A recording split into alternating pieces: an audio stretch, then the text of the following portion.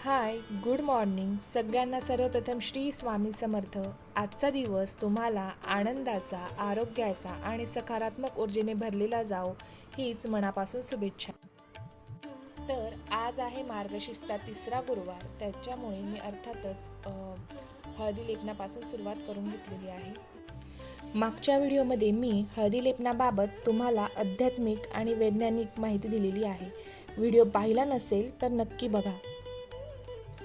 हे जे उंबरठ्यावरचे तुम्हाला लक्ष्मीचे पावलं दिसतात ना, ते हे मी खूप खूप आधी घेऊन ठेवलेले होते. म्हणजे अगदी लाकडी उंबरा लावायच्या आधीपासून हे पावलं माझ्याकडे आहेत. असं वाटलं नव्हतं कधी की मी लाकडी उंबरा लावेल म्हणून, पण योगायोगच समजावा की हे पावलं एकदम मस्त परफेक्ट या उंबऱ्याला मॅच झालेत आणि खूप छान वाटतात. हे असं एक पाऊल हळदीचं एक कुंकवाचं ना मस्त दिसतं एकदम. त्याच्यामुळे मी चांदीचे पाऊल बनवण्याचा सुद्धा विचार मागे टाकला, कारण हे पाऊल इतके छान दिसतं ना उंबऱ्याला की मला तर खूप आवडतं, अगदी बघत राहावं वाटतं. तर आता इथे माझी रांगोळी वगैरे सर्व काढून झालेलं आहे. आता उंबरठ्याची पूजा करून घेते.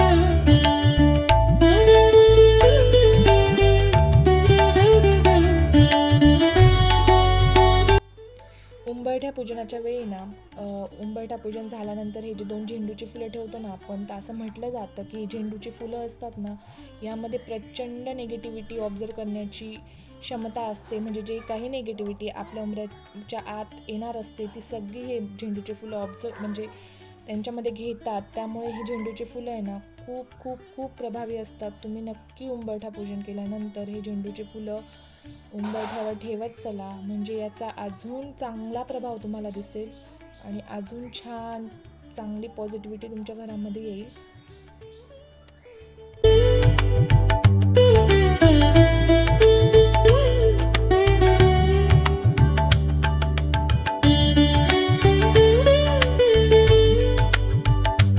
तर इथे माझी उंबरठ्याची पूजा संपन्न झालेली आहे आणि बघा, तुम्हीच बघा किती सुंदर दिसतो उंबरठा. खूप छान, खूप मस्त, खूप खूप छान वाटतं. म्हणजे जसं उंबरठ्याची पूजा करतो ना आपण, तर आपल्यालाच खूप छान, खूप पॉझिटिव्ह वाटतं. त्याच्यामुळे कुठलाही सण असो, कुठलंही शुभ कार्य असो, उपवास असो, तर उंबरठा पूजन केलंच पाहिजे. तुम्ही महिन्यातनं अमावास्येला किंवा पौर्णिमेला उंबरठा पूजन करत चाला. मी तर सातत्याने पौर्णिमेला किंवा अमावास्येला उंबरठा पूजन करते, कारण इतके छान सकारात्मक बदल आपल्याला दिसतात ना उंबरठ्या पूजनामुळे. तर माझं तरी म्हणणं आहे, ज्याला जशा पद्धतीने जमेल ना त्या पद्धतीने उंबरठा पूजन करायलाच पाहिजे. तर आता इथे मी देवीच्या सजावटीची तयारी करते, म्हणजे पूजेची मांडणीची तयारी करते. आता आधी एक वस्त्र टाकून घेते छान. आज जे वस्त्र आहे देवीचे त्याच्या अकॉर्डिंग खाली ग्रीन कलर खूप छान दिसणार होता, म्हणून मी आज खाली ग्रीन कलर टाकते, जेणेकरून छान असं म्हणतो ना आपण की कलर म्हणतो ना, रंगसंगती जर छान असेल ना तर आपली पूजा पण छान आणखीनच उठून दिसते. त्याच्यामुळे मी आज मस्त ग्रीन कलरचा वापर करते. तर ग्रीन कलरचाच वापर का केला आहे तुम्हाला पुढे नक्कीच कळेल, त्याच्यामुळे व्हिडिओ शेवटपर्यंत नक्की बघा.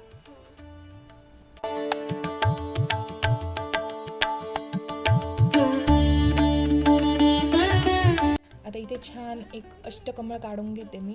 त्याच्यानंतर हा कुकरचा डब्बा मी ठेवते इथे, कारण जे कळस आहे ना त्याची थोडी हाईट मला वाढवायची आहे, कारण ते जे वस्त्र आपण देवीला घालणार आहे ना, तर ते पूर्ण असं खाली नको यायला, व्यवस्थित छान एक मस्त दिसायला पाहिजे, म्हणून थोडी हाईट मला लागणार होती. त्यामुळे मी आता तांब्याच्या खाली ना हा कुकरचा एक छोटा डब्बा आहे माझ्याकडे, त्याचा वापर करते.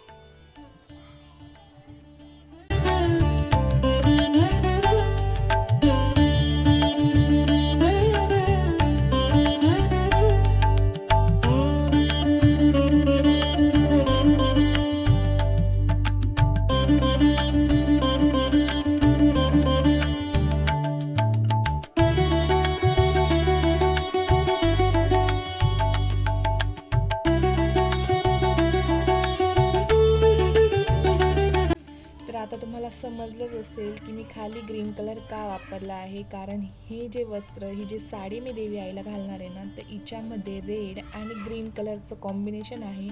आणि खाली ग्रीन वस्त्र असल्यामुळे ना ही साडी खूप छान, इतकी सुंदर उठून दिसत होती ना देवीला. मी पुढे नक्की बघाल, इतकी छान, इतकं मस्त वाटत होतं ना, कारण खाली ग्रीन असल्यामुळे ना वरती रेड जो देवीचा शृंगार झाला होता ना लाल कलरच्या साडीमध्ये, तिच्यात देवी खूप छान उठून दिसत होती.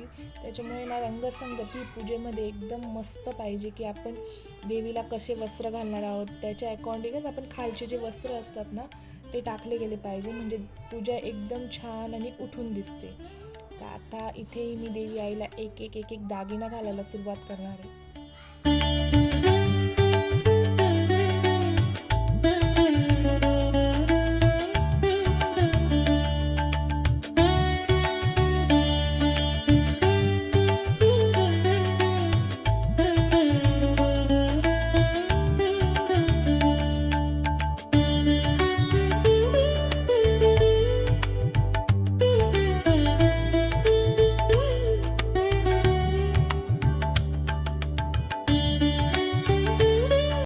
सध्या तरी तुम्हाला माझ्याकडे सर्व दागिने एकाच टाईपमध्ये दिसतील, म्हणजे सर्व पूजांमध्ये मी हेच दागिने वापरलेले आहेत, कारण हे मी स्पेशली देवी आईसाठी आणलेले दागिने आहेत. आणि हे दागिने प्रत्येक मुखवट्यावर खूप छान दिसतात, म्हणजे वरती अगदी एक मोत्याची माळ, खाली मंगळसूत्र, हा हार खूप खूप छान दिसतात. माझ्या प्रत्येक व्हिडिओमध्ये मी हेच दागिने वापरते. पण हे म्हणजे आई अंबाबाईचा मुखवटा राहो किंवा मी आज जो मुखवटा लावणार आहे त्या मुखवट्याला सुद्धा हे दागिने खूप छान दिसतात, त्याच्यामुळे मी हेच दागिने वापरते.